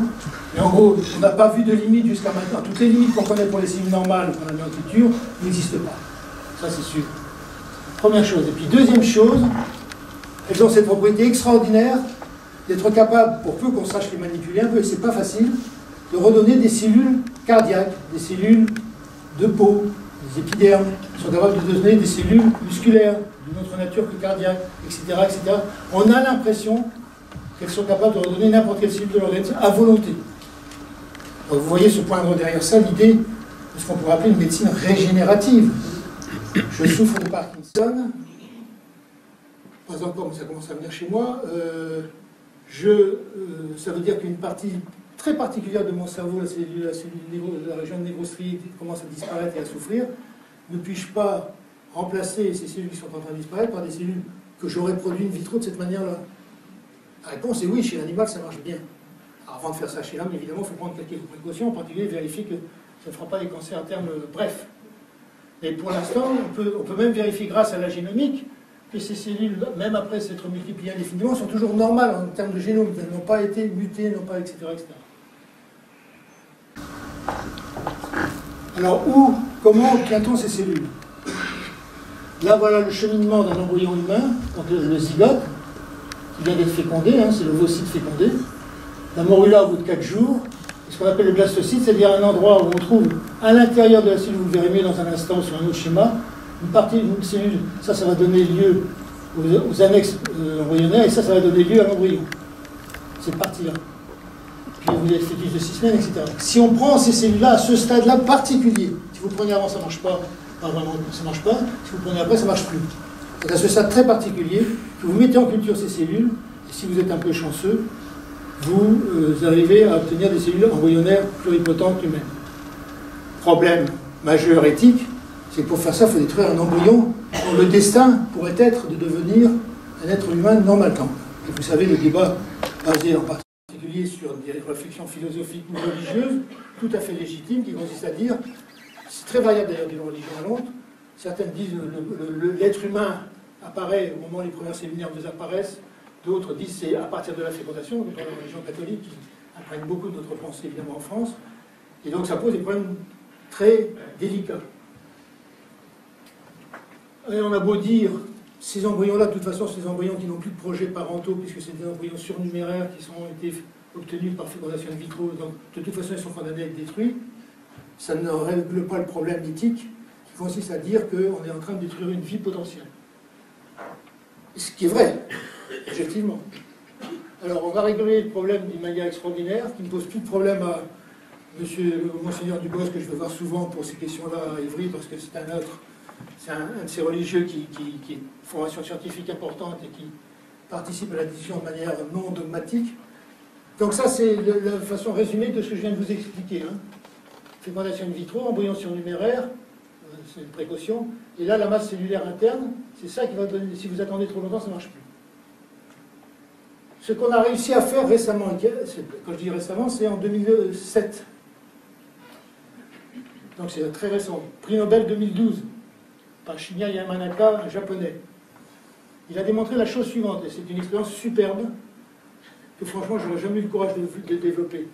Il a regardé, dans ces cellules-là, quels étaient les gènes préférentiellement exprimés. En gros, quel est l'état génétique d'une cellule pluripotente humaine. Et donc, il a vu toute une série de gènes, il y en avait beaucoup, hein, il y en avait près de 70 au total, d'exprimer de manière préférentielle. Bon. Donc, si je voulais... Donc, ce qui a été fait, c'est qu'il a pris une cellule, par exemple, de la peau, dont on sait qu'elle est condamnée à mort très rapidement si je la mets en culture.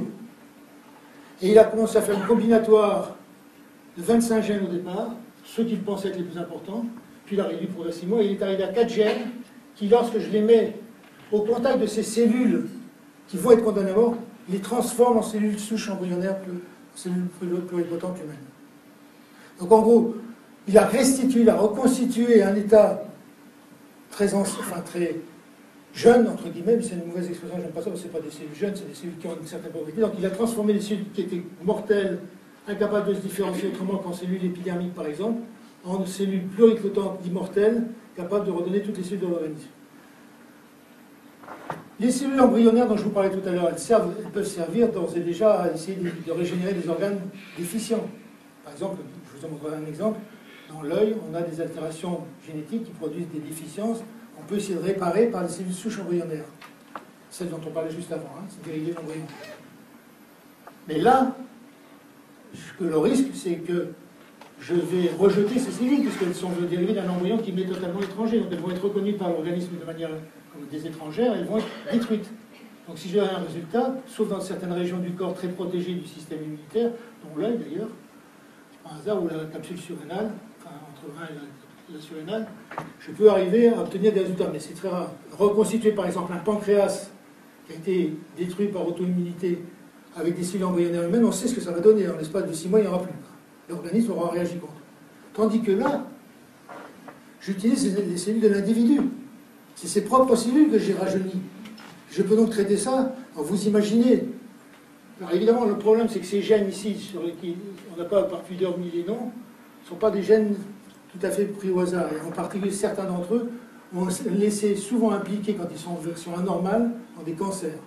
Donc l'une des questions qu'on s'est posées, c'est est-ce que quand on fait ça, on n'est pas en train de faire des bombes à retardement qui vont un jour ou l'autre se déclarer en forme de cancer. Donc je vais réparer le pancréas, et puis au bout de 3 ans ou 4 ans, je vais avoir un cancer du pancréas. Donc on est en plein débat, on est en plein travail là-dessus, et de petit à petit, on remplace ces gènes par autre chose que des gènes, on les remplace par les produits de ces gènes, et ça commence à marcher assez bien. C'est que là, je n'insère plus de gènes en question, donc l'effet transitoire, il n'y a plus ce genre de problématique. Mais vous voyez l'extraordinaire progrès devant lequel on peut imaginer demain, ça se fait déjà chez l'animal, après un accident grave qui coupe une section de moelle épinière, donc vous restez paralysé, plus ou moins fortement selon la hauteur de la lésion, on peut imaginer demain reconstituer une moelle épinière lésée de manière définitive, enfin définitive jusqu'à aujourd'hui. Et ça se fait, je l'aurais dit, chez l'animal. Donc ça, c'est des cellules, ça au milieu là, c'est ce qu'on appelle un feeder layer, c'est-à-dire des cellules qui nourrissent les cellules souches pluripotentes. C'est une masse de plusieurs milliers de cellules souches pluripotentes humaines qui vont servir dans ces différentes réparations. On verra un instant un exemple. Et en théorie, si ça marchait, vous verriez ça battre de manière rythmique, parce qu'il y a à l'intérieur de ces cellules différenciées des cellules cardiaques qui battent, qui se mettent à se battre spontanément. Alors, il n'y a rien d'extraordinaire. Hein. Quand vous mettez en culture un embryon de souris, par exemple, naturellement, vous prenez les cellules, vous les mélangez, ça se produit naturellement. Sauf que là, c'est dérivé d'une cellule au départ, qui redonne des cellules cardiaques, et qui redonne d'autres cellules à côté.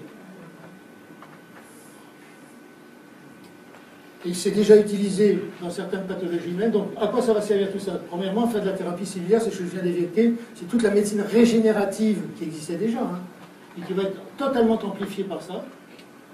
Ça peut servir de modèle pour d'études des maladies, en particulier dans les maladies génétiques rares. On peut faire des cellules souches pluripotentes, on en a autant qu'on veut, et on peut les faire se différencier et comprendre les propriétés qui caractérisent cette anomalie génétique, cette maladie génétique rare. Donc on a un matériel d'études considérable. Et puis on peut rechercher des nouveaux médicaments. Ça, c'est Philippe Ménacher, oui, c'est Philippe Ménacher qui est un catalogue et qui travaille à Georges Pompidou, et qui utilise ces cellules-là pour essayer de... Après l'infarctus, donc l'idée c'est que vous faites un infarctus, que se passe-t-il après l'infarctus? Donc vous avez une coronaire qui se bouche, et vous avez une partie du cœur qui meurt. Donc évidemment, si c'est plus ou moins important, c'est plus ou moins grave. Donc l'idée c'est demain de se servir de ces cellules souches pour reconstituer, pour empêcher le phénomène de cicatrisation et l'apparition de cellules qu'on appelle des fibroblastes très dures, qui ne fonctionneront jamais comme un cœur, pour les remplacer tout de suite par des cellules qui vont redevenir des cellules cardiaques dans le cœur. Alors il l'a fait, c'est drôle d'ailleurs, parce qu'il a l'impression que ce n'est pas les cellules qu'on a injectées, mais c'est quel produit qui a un effet thérapeutique. Donc on n'est pas sûr que ça va marcher. Ça, c'est un travail qui a été fait à Ivry, dans un laboratoire à nouveau soutenu par l'AFM Généton, l'AFM Téléthon, pardon, et qui est l'équivalent du Généton qui travaille sur la thérapie génique. Là, c'est de travailler sur les cellules souches, parce que pour les cellules géniques, pour l'AFM, c'est évidemment crucial. Comment peut-on imaginer traiter tout malade atteint d'une maladie génétique rare? Premièrement, vous en avez un malade, donc vous avez n'importe laquelle de ces cellules. Vous la mettez en culture, elle va mourir. Et vous la transformez en cellule souche pluripotente. Elle devient une cellule souche indéfinie qui va se multiplier indéfiniment. Je prends ces cellules souches multipotentes, toujours malades. Je vais utiliser ma chirurgie génétique fine et guérir et traiter spécifiquement la lésion génétique en question, que je connais. Conclusion, je vais avoir une cellule souche pluripotente du malade, traitée et guérie. Je la fais se multiplier, je la fais se différencier, et je peux obtenir, pas toujours, dans beaucoup de pathologies, une espèce de régénération in situ des cellules en question, parce qu'elles vont aller se loger là où il faut qu'elles aillent pour fonctionner. C'est de la médecine fiction, c'est la science-fiction. On n'en est pas là du tout, mais c'est le schéma général qui a motivé chez l'AFM le fait de poursuivre fortement tout ce qui tourne autour du gène thérapeutique, thérapie génique, et d'autre part, investir dans les cellules souches. Et donc on a sur Évry la chance d'avoir deux volets extrêmement importants, l'un de thérapie génique au niveau mondial, hein, et l'autre sur les cellules souches qui est en train de se développer. Ça, c'est une manip qui a été faite dans ce laboratoire. Pour ceux qui se connaissent, qui feront de la médecine bientôt, ça c'est typiquement la structure d'un épiderme avec la couche basale, etc. Et produit in vitro, donc vous imaginez pour les brûler, etc., et greffé chez une souris. Alors on lui a pas enlevé les poils, c'est une souris qui a une mutation qui fait qu'elle n'a pas de poils, ce qui est très correct pour regarder. En même temps, qui accepte les greffes de cellules étrangères, c'est-à-dire en gros, elle accepte les greffes de cellules humaines. Donc c'est une souris qu'on appelle nude. Et donc vous voyez là-dessus, c'est un morceau de peau humaine qui pousse sur la souris en question et qui permet à cette souris de démontrer que la greffe de cellules obtenue à partir de cellules pluripotentes humaines chez la souris fonctionne. Je crois que j'ai presque terminé. Oui, il y a quelques manips qui sont faites chez l'œil, dans les maladies dégénératives de l'œil.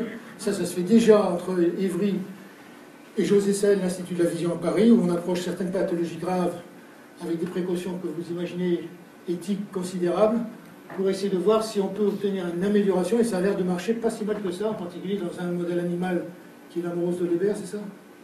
Où il y a eu mais c'est de la thérapie génique, ça. C'est ça.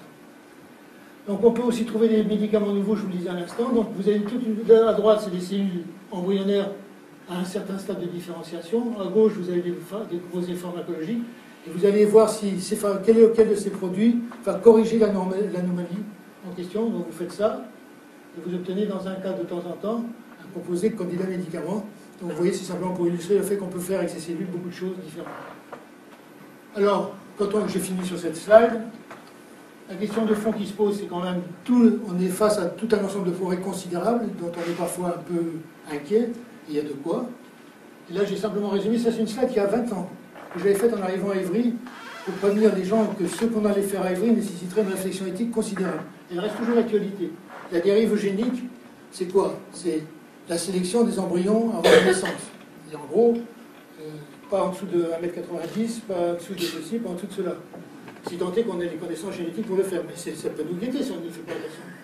La dérive réductionniste, c'est tout ramener au gène, en oubliant quand même l'esprit et ce qu'il y a dans le cerveau qui est aussi une donnée non négligeable. En parlant de médecine régénérative de 100 ans, il y a des enjeux, c'est quand même si on est capable de régénérer le cerveau en lui gardant les propriétés, évidemment, parce que si c'est pour être une autre personne, c'est autre chose. Hein. La dérive policière, faut-il mettre tout le monde en carte génétique? Donc ça, c'est le problème. Il y a des arguments forts là-dessus. Hein. Par exemple, le violeur en série. Vous n'arrivez pas à capter parce que si on avait une base de données avec tous les ADN connus, on l'identifierait immédiatement. Faut-il le faire, faut-il pas le faire? Génétique et travail, je m'arrête là pour ne pas être trop long. Vous n'avez pas le droit de sélectionner aujourd'hui les individus que vous recrutez sur la base de données génétiques. C'est strictement interdit. Sauf qu'il y a des gènes qui prédisposent à un endormissement rapide. Qui ne dure pas longtemps. Sur 7, 3, 5 secondes, 6 secondes, si vous dites à la personne qui est endormie, vous attendez, ça ne va pas la tête. Parfaitement viable. D'ailleurs, ça vous arrive à vous tous. Hein, tu dis, attends, votre mari, tu ronfles, je n'ai même pas encore commencé de dormir. Ça arrive à tout le monde. C'est exactement la même chose. Vous connaissez chez un homme ce défaut. Et il veut devenir conducteur de poids lourd de 30 tonnes. Droit ou pas droit de le dire à son employeur? Interdit strictement. Et pourtant, ça peut être un gène qui sera à l'origine d'un accident gravissime. Que fait-on? Même problème pour le sida. Hein. Vous savez qu'un homme est infecté par un virus du sida, vous savez qu'il a des comportements normaux, il ne se protège pas avec sa compagne. Suis-je en droit d'aller dire à la compagne que ceci est strictement interdit par le serment d'Hippocrate dans la médecine? On ne peut pas. Donc c'est des problématiques très difficiles. Hein. Et donc vous voyez tout ça, les recherches sur l'embryon, c'est derrière nous maintenant, puisqu'on ne va plus pratiquement travailler sur les embryons, au sens où je l'entendais plus tard, sauf pour des problèmes médicaux très précis. Et puis voilà, merci beaucoup.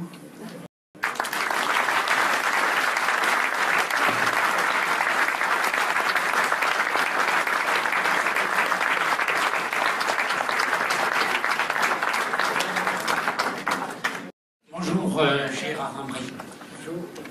J'ai une maladie génétique, c'est sans intérêt. Ce que je voulais savoir, c'est si un jour il sera autorisé d'utiliser CRISPR. elle est susceptible, cette maladie, d'être traitée par crise. Oui, dans l'esprit de ce que je viens de dire à l'instant, c'est-à-dire en passant... Excusez-moi, monsieur. La réponse est oui, probablement pas in vivo, pas chez le malade lui-même, mais probablement via les cellules souches pluripotentes qu'on dériverait de ce malade. Je ne sais pas quelle est la nature de votre maladie, je ne veux pas le savoir parce que ça n'intéresse personne, mais ça dépend aussi beaucoup de la localisation de l'infirmité, entre guillemets, de la maladie. Je suis candidat à me faire soigner par ça. La personne qui me suit a souri en me disant « c'est pas demain que vous verrez » et que peut-être vos petits-enfants ne pourront pas encore, non, ça... à cause de ce que vous évites là, de faire un surhomme ou un sous-homme. Dans des cas, alors, pour l'instant, il est totalement interdit en France de travailler sur l'embryon, par exemple. Pour vous, ça ne vous intéresse pas, puisque vous n'êtes plus tout à fait un embryon. Tu me raconteras la reste. Oui, Jacques Bernin, Rotary Melun. Je suis administrateur de la Fédération des industries de santé et administrateur de l'ARIS, qui est l'association que vous connaissez, je connais très bien. Recherche privée et publique. Avec laquelle on travaille beaucoup sur le projet médecine personnalisée.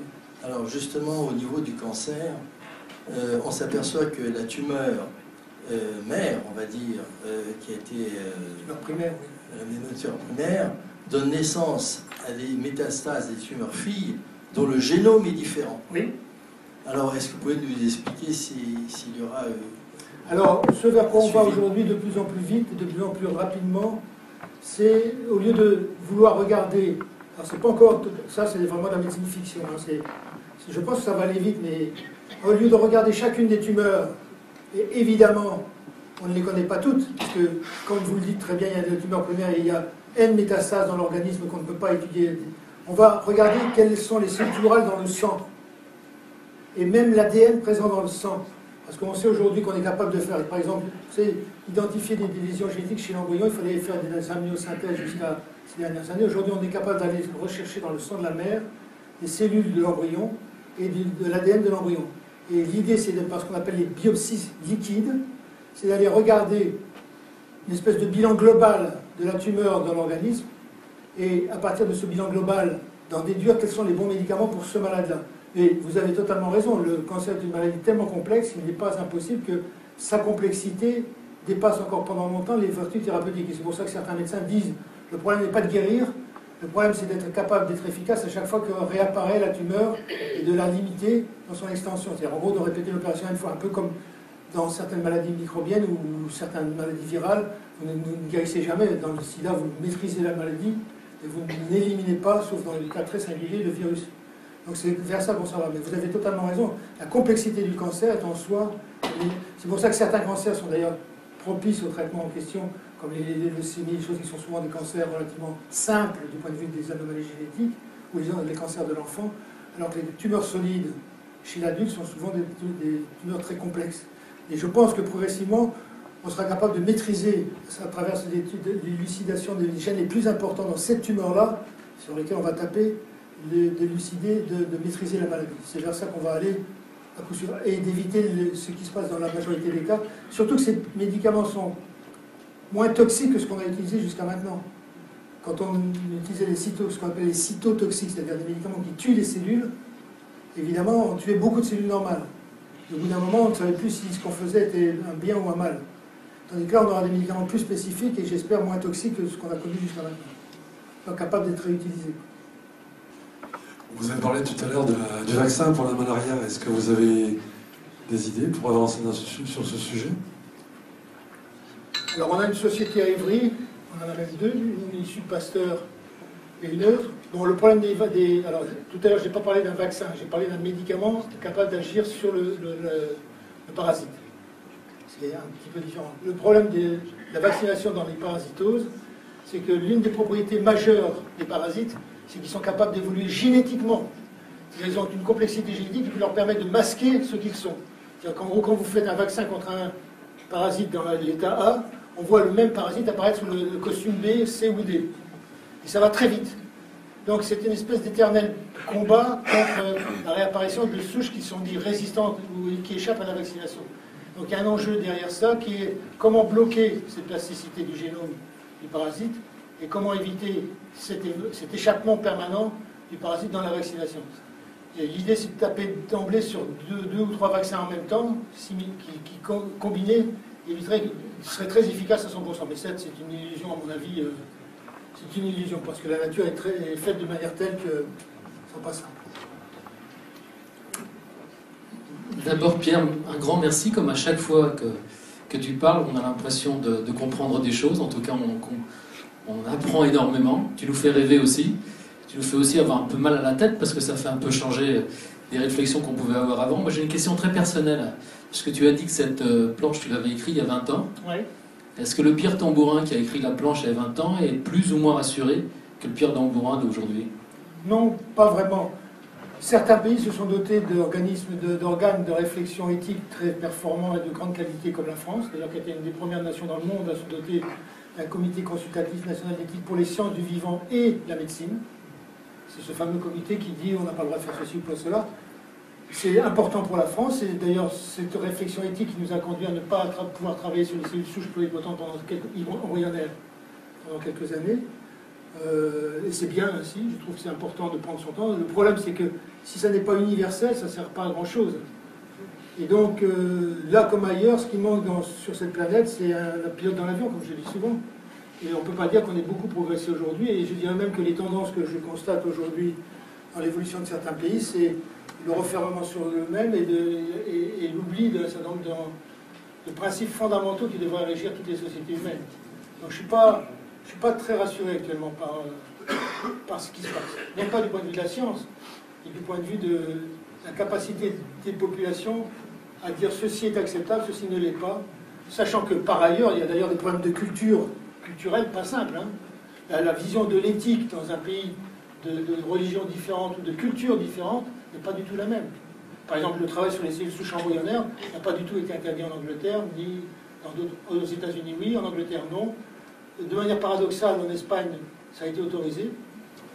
C'est paradoxal parce que quand même la religion catholique y est très présente. Donc on voit bien que c'est très différent d'un pays à l'autre. Donc déjà, il y a une source là d'hétérogénéité de pensée qui finalement fragilise le débat, enfin fragilise, l'enrichisse ou en tout cas ne permettent pas d'avoir des résolutions définies. Le clonage thérapeutique, le clonage reproductif, vous savez, c'était le Dolly humain, qu'on a condamné immédiatement en France, et lui a été placé il est interdit au plan mondial. Maintenant, il n'y a pas d'instance, ils vont regarder par-ci par-là si ça se passe vraiment. Donc ça a été condamné universellement. Oui, bonsoir, j'avais une question justement sur l'utilisation des cellules souches. Y a-t-il encore un débat, enfin je crois qu'il y a encore un débat, sur le fait d'utiliser des cellules souches adultes ou des cellules souches embryonnaires. D'après ce que vous nous avez montré, les cellules souches embryonnaires présentent un très grand intérêt.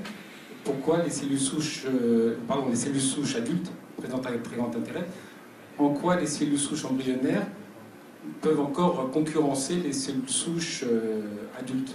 Alors, je voudrais préciser, il faudrait vous préciser ce que vous voulez dire par cellules souches adultes. Donc, chez chacun de nous, fonctionnent en permanence des systèmes cellulaires basés sur l'existence de cellules souches. Par exemple, la production de globules rouges, de globules blancs, etc., il y a un stock de cellules souches qu'on appelle cellules souches hématopoïétiques, c'est-à-dire qu'ils vont comme fonction de produire des cellules du sang, elles ne font pas autre chose. Elles ne produisent que des cellules du sang. Ça, ce sont des cellules souches qu'on appelle non multipotentes, unipotentes ou pluripotentes, en gros, qui fonctionnent pour certains. Le foie, par exemple, si vous coupez un foie aux 2/3, vous avez une régénération qui se produit à partir de cellules qui ne sont pas vraiment des cellules souches, mais qui sont capables de redonner un foie complet. C'est intéressant parce que les cellules qui restent comprennent qu'il manque du foie, se mettent à se diviser, puis au moment où le foie est redevenu à l'état normal, elles s'arrêtent. Et on ne comprend pas très bien comment tout ça fonctionne, mais ça fonctionne. Donc ça, c'est ce qu'on appelle les cellules souches adultes. Aucune de ces cellules souches adultes, à ma connaissance, n'est pluripotente. C'est-à-dire qu'en gros, on ne peut pas reproduire toutes les cellules de l'organisme, j'entends, dans les méthodes classiques. Maintenant, avec tout ce qu'on a appris des cellules souches pluripotentes, on est évidemment capable de transformer des cellules souches hématopoïétiques qui fabriquent que des cellules du sang, en les faisant redevenir cellules souches pluripotentes. Ça, c'est par les méthodes que je viens d'indiquer. Et toutes les cellules souches pluripotentes, qu'on appelle induites, c'est-à-dire la dernière catégorie, là, celles qui sont produites à partir de l'individu lui-même, qui sont des cellules souches pluripotentes humaines induites, sont des cellules qui sont dérivées de cellules souches adultes, mais pas des cellules souches nécessairement, des cellules adultes. Donc, les cellules souches classiques de l'adulte qu'on utilise, par exemple, l'expérience que je vous ai montrée d'Alain Fischer. Comment ça se passe? On prend des cellules de la moelle osseuse. Les cellules souches hématopoïétiques sont dans la moelle osseuse des os. Les os sont pas les cellules, pas la graisse, pas le truc jaune. C'est ces cellules, les os longs, des parties rouges, qui sont des cellules qui produisent des cellules du sang. C'est leur fonction. Donc on est allé chercher des cellules à l'intérieur, on a pris les cellules souches hématopoïétiques de ce malade, on les a traitées in vitro par un vecteur thérapeutique, et on a réinjecté ces cellules chez le malade. D'accord? Donc ça marche et ça marche bien d'ailleurs. On utilisera ces cellules dans ce cas-là sans difficulté. Dans les expériences de Anne, c'est un peu ce que tu fais toi. Donc ces cellules sont évidemment toutes leurs vertus, simplement elles ne sont pas capables de redonner par exemple les cellules de cerveau, sauf à les transformer à nouveau en cellules souches pluripotentes. Et on a besoin bien entendu dans certaines pathologies d'autres choses que des cellules. Les cellules de la peau fonctionnent. Pourquoi quand vous allez au soleil pendant 15 jours, on est tout bronzé, et au bout de quels que soient les efforts que vous faites, au bout de 15 jours à nouveau, vous n'êtes plus bronzé. Parce que tout ça se reproduit très vite, et les cellules qui sont sur la peau ont été renouvelées complètement, et non, il n'y a plus de mélanocytes suffisamment en nombre, etc., etc. Et ça fonctionne aussi sur la base de cellules souches. Les spermatozoïdes sont aussi produits à partir d'un système de cellules souches, donc ils sont capables de produire des cellules, des spermatozoïdes, etc., etc. C'est clair ce que j'ai raconté? Vous êtes gentil. Je ne suis pas sûr d'avoir tout compris, moi.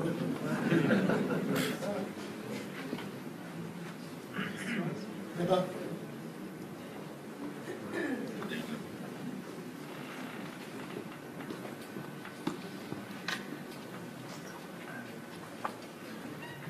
Que le suivant lève le doigt par anticipation. C'est déjà fait, c'est là-bas. J'avais juste une question à vous poser. Je ne suis pas du tout scientifique et en fait je suis très surprise par votre humilité quand vous parlez de la nature. Il y a des fois une surpuissance chez les scientifiques que je ne trouve pas du tout en vous et je voulais savoir quelle est votre vision à long terme de toute cette histoire en fait. Comment vous voyez l'humanité dans vos yeux actuellement? Je suis désolé, mais on va être obligé de fermer l'enfant. D'abord, je vous ai dit très gentil, j'ai peur que de répondre de change votre point de vue. J'ai aucune idée de l'évolution de l'humanité. Je suis incapable de prédire. Vous savez, alors là, il faut vraiment faire preuve d'humilité. Tout ce que je vous ai raconté ce soir, quand j'ai commencé ma carrière de chercheur, je ne l'imaginais pas du tout. Et si on avait demandé au meilleur prix Nobel d'imaginer tout ça, je crois qu'ils auraient dit peut-être 10% et encore. Donc il faut beaucoup d'humilité. Là où je suis inquiet, c'est à nouveau le problème politique qu'on évoquait à travers ce qui était posé comme question tout à l'heure, c'était de dire est-ce que la planète, l'homme devient de plus en plus puissant sur cette planète, avec des outils extraordinairement, je ne parle pas d'outils militaires, je parle même de tout ça. On voit bien à quel point ça peut déraper dans tous les sens. Donc le vrai enjeu, c'est de se battre tous pour qu'il y ait une autorité régalienne qui puisse permettre de dire ça, qui n'a pas de vertu militaire ni de police, hein, et qui dit ça, c'est pas possible qu'on continue là-dedans. Et ça suffit souvent. Par exemple, le Comité national d'éthique n'a aucune sanction, ne délivre aucune sanction. Il a fait des recommandations, et on s'aperçoit qu'aucun chercheur français ne se permettrait d'aller à l'encontre de l'avis du Comité national d'éthique. D'abord parce qu'on est très contrôlé dans notre avis, et aussi parce que c'est un principe de morale que les chercheurs ont le plupart du temps. Alors il y a quelques fous, mais ça on le connaît très vite. Il y a des gens qui vont prétendre que le virus du sida n'est pas l'origine du sida. Il y a toujours un scientifique un peu ulubéolu. Ça, c'est pas le problème. Le problème, c'est quand un État se met à utiliser ces méthodes à des fins répréhensibles. Et je pense que... D'ailleurs, c'est intéressant parce que même quand on regarde les régimes les plus absolus, ils ne se sont pas osés à certaines pratiques. Je ne parle pas de l'association, comment elle s'appelle, qui avait dit qu'elle avait cloné l'être humain. Raël, oui. Donc, je ne parle pas de ce genre-là, je parle vraiment de gouvernements qui pourraient imaginer demain développer le clonage reproductif pour obtenir égal à eux-mêmes des gens qui font tous 2 mètres, je ne sais rien. De toute façon, tout ça n'a pas de sens, parce que même si on avait tout que des soldats de... De toute façon, l'être humain ne sera plus... Enfin, en gros, résumons. Vous voyez, j'ai eu le tort de vouloir répondre. Je pense que l'enjeu, il est dans la capacité de l'espèce humaine de s'autoréguler d'une manière ou d'une autre. Si j'ai bien compris, on pourra tous devenir des OGM, c'est-à-dire des organismes génétiquement modifiés. Est-ce par ce biais que vous entrevoyez que nos enfants pourront vivre 200 ans? Alors oui, on peut évidemment admettre ça. Le problème qui nous sauve dans cette histoire, C'est que quand vous injectez un gène dont vous pensez qu'il va avoir un effet de ce type, vous ne savez jamais ce qu'il va donner réellement par rapport à la population des autres gènes autour. Et surtout ce que vous ne savez pas, parce que ne confondons pas le travail chez une souris où vous avez des souris qui sont toutes génétiquement identiques. Et donc le résultat que vous obtenez dans 10 souris qui varient, d'ailleurs bien qu'elles soient génétiquement identiques, peut varier d'une souris légèrement à l'autre. Peu, mais avec la population des humains. C'est-à-dire que chez un individu, l'effet recherché se produira peut-être, et puis chez 10 autres individus, il y aura un effet contraire. Parce que le système de régulation ne va pas agir. Donc avant qu'on soit capable de faire ça, mais ça pourrait être une approche qu'il faudrait condamner immédiatement. Ça me paraît...